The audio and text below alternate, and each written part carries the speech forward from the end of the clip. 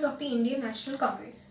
So precursors means forerunner, यानी कि Indian National Congress के बनने से पहले भी इंडिया में कुछ ऐसी ऑर्गेनाइजेशंस थी जो कि लोगों को यूनाइट करने का काम कर रही थी, उनको समझा रही थी कि नेशनलिज्म, मॉडर्न पॉलिटिक्स के बारे में, ब्रिटिश के ट्रू नेचर के बारे में उनको अवेयर कर रही थी और उनको ये समझाया कि लोगों के क्या इंटरेस्ट है, मतलब कि उनके लिए क्या चीज़ सही है और उसके लिए उन्हें ब्रिटिश के अगेंस्ट किस तरह से अपनी डिमांड्स रखनी चाहिए, किस तरह से मूवमेंट्स करने चाहिए। तो इंडियन नेशनल कांग्रेस के पहले भी कई ऐसी ऑर्गेनाइजेशंस थी, जैसे कि British Indian association, east Indian association, land holder society, Indian association and the Indian national conference. So the main were the East Indian Association, Indian Association and the All Indian Conference. So the first we are coming to the East Indian Association. East Indian Association was founded in London in 1866 by Dadabhai Naoroji. तो दादाभाई नौरोजी का जो objective था east Indian association से वो ये था कि उनको ऐसा लगता था कि ब्रिटिश जो हैं वो काइंड है, मतलब वो अच्छे हैं। अगर हम उनके सामने अपनी ग्रीवेंसेस, अगर हम अपनी प्रॉब्लम्स उनके सामने रखते हैं, उन्हें थोड़ा बताते हैं कि किस तरह से इन प्रॉब्लम्स से हम उसके लिए क्या रेमेडी हो सकती है, तो वो हमारी हेल्प करेंगे। तो इसलिए दादाभाई नौरोजी ये चाहते थे कि इंग्लैंड में जो ब्रिटिश पार्लियामेंट है, वहाँ के जो लोग हैं, अगर उनके सामने इंडिया की ट्रू सिचुएशन रखी जाए कि इंडिया में क्या चल रहा है, इंडियंस के क्या प्रॉब्लम्स हैं, तो वो उनका सल्यूशन करेंगे। तो दादाभाई नौरोजी का ये ऑब्जेक्टिव था ईस्ट इंडियन एसोसिएशन के लिए। Second is the Indian association. Indian association was founded by Surendranath Banerjee और इनका ऑब्जेक्टिव था कि ईस्ट इंडियन एसोसिएशन से एक ऑल इंडियन एक ऐसी ऑर्गेनाइजेशन बने जिसमें सोसाइटी के हर सारे सेक्शंस हों, जैसे कि लॉयर्स, प्रोफेशनल्स, एजुकेटेड इंडियंस। तो इनका मेन ऑब्जेक्टिव था कि इस ऑर्गेनाइजेशन का एक ऑल इंडियन कैरेक्टर हो और इसमें ये चाहते थे कि हिंदू और मुस्लिम्स के बीच में यूनिटी रहे और creation of strong body of public opinion, यानी कि वो लोगों को समझा सकें कि क्या उनके इंटरेस्ट्स क्या हैं, नेशनलिज्म क्या है, मॉडर्न पॉलिटिक्स क्या है, तो और उनको उनके इंटरेस्ट्स के बारे में लोगों को समझा सकें। फिर वो ये चाहते थे कि अगर जैसे जो भी पब्लिक मूवमेंट्स होते हैं उसमें मास पार्टिसिपेशन, यानी कि ज़्यादा से ज़्यादा लोग उसमें पार्टिसिपेट करें। सो these were the objectives of Indian association. और इंडियन एसोसिएशन ने vernacular press act, arms act और आईसीएस एग्जामिनेशन की जो एज लिमिट लोअर करी गई थी, तो उसके अगेंस्ट इन्होंने कई मूवमेंट्स करे और इनको एबॉलिश भी करवाया और यहाँ तक कि इन्होंने जो वर्कर्स के ऊपर एक्सप्लॉयटेशन होती थी उसके लिए भी इन्होंने मूवमेंट्स करे थे। Third is the all Indian conference. So all Indian conference was also founded by Surendranath Banerjee.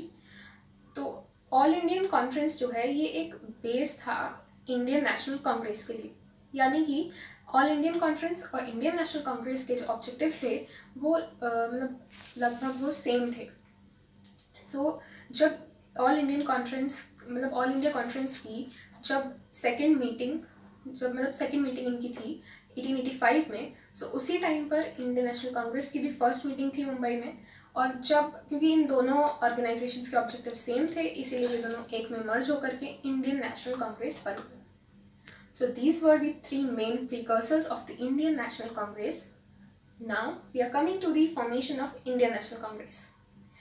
तो जो इंडिया के एजुकेटेड लीडर्स थे, जैसे कि दादाभाई नौरोजी, सुरेंद्रनाथ बनर्जी, जस्टिस रनाडे, तो ये चाहते थे कि एक ऐसी पॉलिटिकल ऑर्गेनाइजेशन बनाए जो लोगों को यूनाइट करने का काम करे, उनको ब्रिटिश के ट्रू नेचर के बारे में समझा पाए और उनको इंडियंस को अपने इंटरेस्ट्स के बारे में बता पाए कि इंडियंस के लिए क्या चीज़ सही है।